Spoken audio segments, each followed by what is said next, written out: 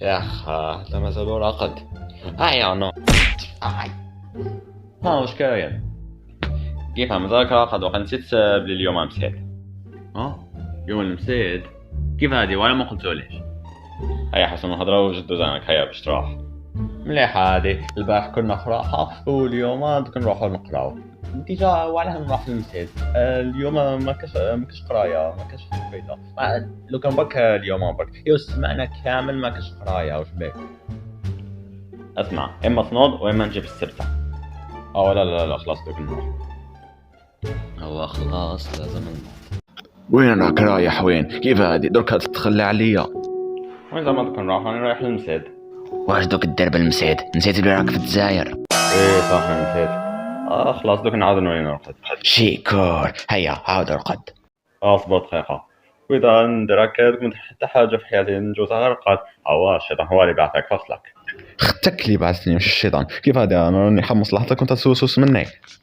لا ما دخلنيش، خلاص ديسيديت نروح نقرا. والله يا فراشي. A few moments later. يا حادي دخلت على الامتداد بدات عاودنا ولينا على الجلطة. هاولك العامق، هاولك المريول، هاولك المعاود العام. هي خلاص ما عبيش كيف تنجوز العام. السلام عليكم يا سلام. مليح، هذا هو اللي كان ناقصنا، هذا الشيخ الصامت.